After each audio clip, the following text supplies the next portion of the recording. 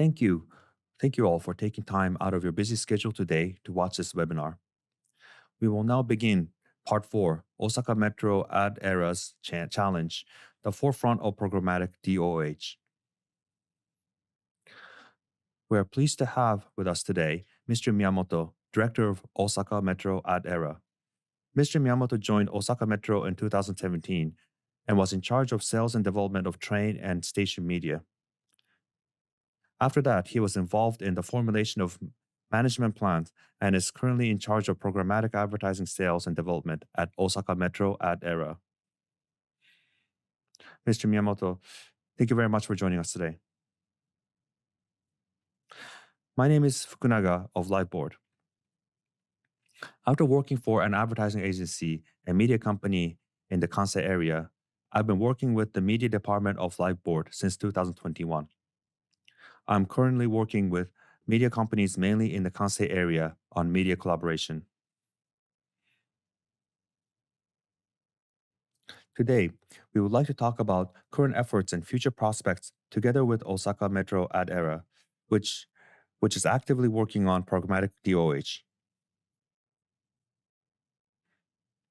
Little by little, the pandemic has calmed down, the flow of people is recovering, and the city is regaining its vitality.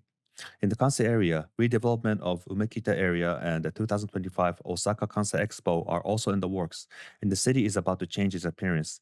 In this context, I would like to proceed to talk about the current state of OH media and its future. Now let me move on to the main topic. Mr. Miyamoto, first of all, please tell us about Osaka Metro's media network.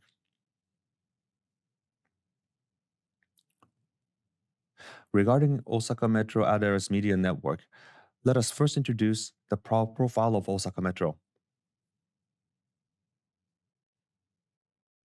Due to data handling reasons, the figures are based on fiscal 2018 results, but Osaka Metro is a subway system that mainly runs in the Osaka city with approximately 2.54 million passengers per day. The user profile is dominated by men in their 40s and 50s and women in their 20s to 40s, which is younger compared to men.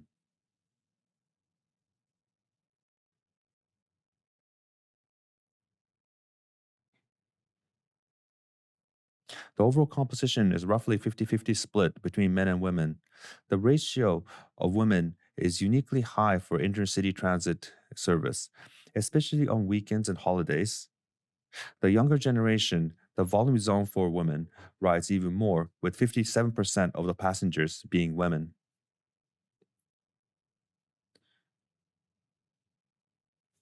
Next, we will introduce the main areas where Osaka Metro run. Osaka Metro consists of 9 lines as shown in the figure on the left, with the red line in the middle being the Midosuji line. As shown in the figure, there are 3 major downtown areas on the Midosuji line: the Kita area around Umeda Station, the Minami area around Namba Shinsaibashi, and the Tennoji area, famous for Tsutenkaku Tower and other attractions. Passing through all of these areas, the main line accounts for about 40% of the total ridership of the Osaka Metro. The area between Kita and Minami is locally known as Senba. In the past, this area was called the Kitchen of the Nation, and it was the castle town of Osaka Castle. And as a remnant of this, it is still a business area where many major companies are concentrated today.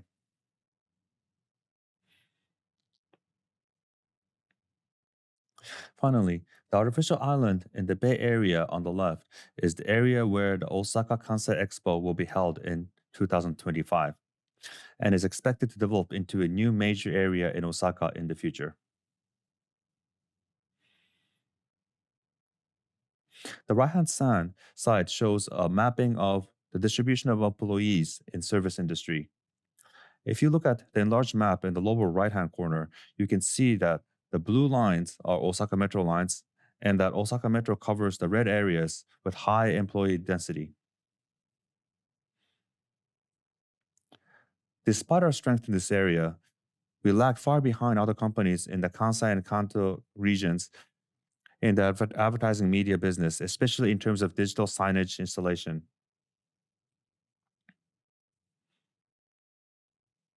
At the same time, we felt a sense of crisis due to long period of decline and overall trend of the transportation advertising industry, especially in analog media, and installed digital signage for the first time on the platform at Umeda Station in 2016 and have been gradually expanding the installation since then.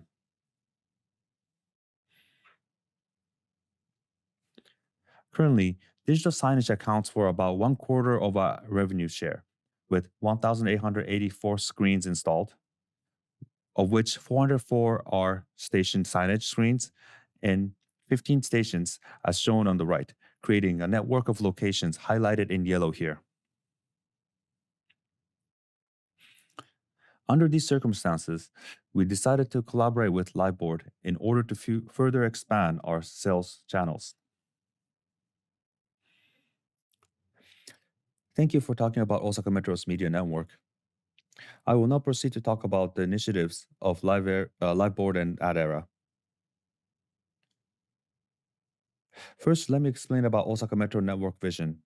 In September 2022, we started a cooperation with Liveboard Marketplace, and we have 249 screens at 14 major stations, including Umeda and Namba stations, with distribution cooperation on a station-by-station basis.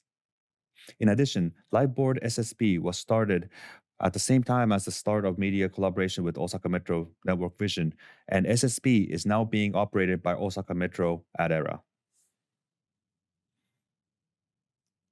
You have been particularly progressive with AdEra and actively utilizing media collaboration with Liveboard SSB. Mr. Miyamoto, have there been any changes since you linked with Liveboard Marketplace? Yes, we have. I believe that there has been two positive effects. One is the expansion of sales channel advertiser sources, and the other is flexible use of media slots. Thank you. Could you be more specific about the effects of these two?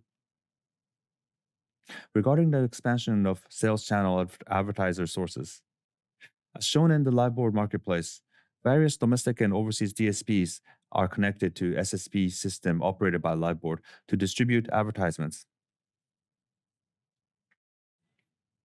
We have received submissions from global advertisers, which we have not seen many submissions from in the past, and we have been able to experience the expansion of new business channels and sales channels.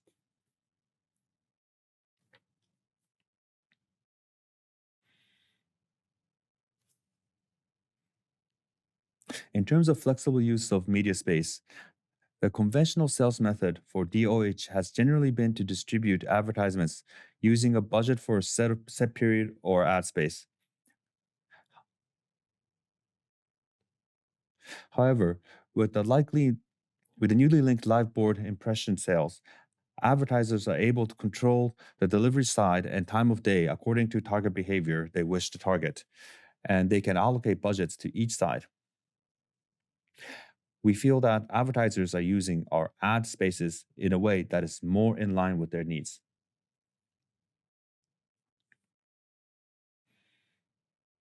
Thank you, Mr. Miyamoto. So the common index of impressions and flexible targeting have made it possible to propose media in line with advertisers' needs, and the media space itself can also be flexibly utilized. Also, as Mr. Miyamoto mentioned earlier, in terms of specifying time slots and delivery plans according to the target's behavior, Liveboard can achieve a wide range of targeting by utilizing Docomo's big data.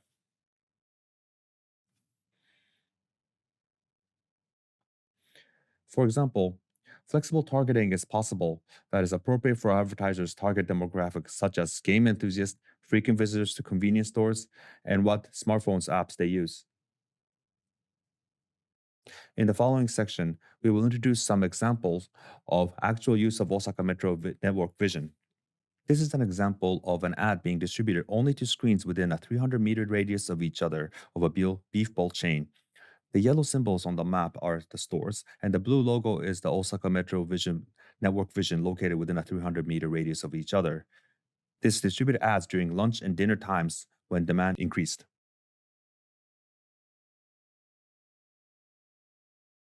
In this way, the Liveboard network is able to tailor distribution to advertisers' needs, leading to the creation of new network media value. Now, please tell us about the Liveboard and what you would like to challenge in the future.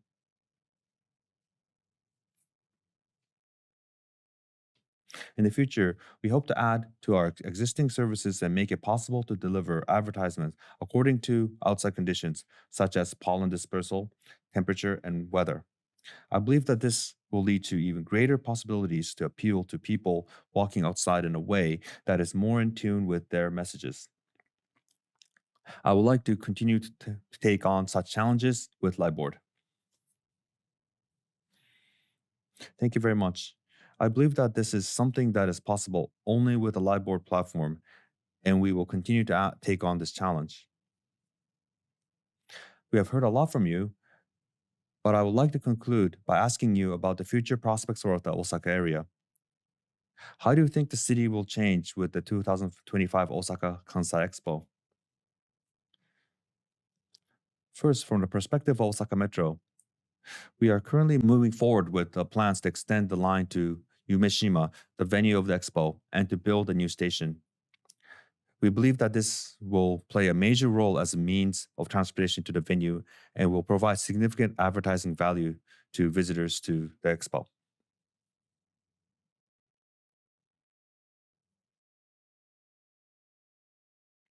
If you look at the city as a whole, Osaka is located in the middle of major areas in the Kansai region, such as Kyoto, Nara, and Kobe, as shown on the right, making it an important area for consumer activities and tourism not only in the Osaka, but also in the entire Kansai region. I think it has great tourism potential as it was the number one destination in Japan for foreign visitors for tourism and leisure in 2029 before the pandemic. So we can expect a lot of excitement during the expo period. On the other hand, as domestic and international inbound travel becomes more active, the people and purposes of travel will become more diverse, and the appearance of the city will change in complex ways.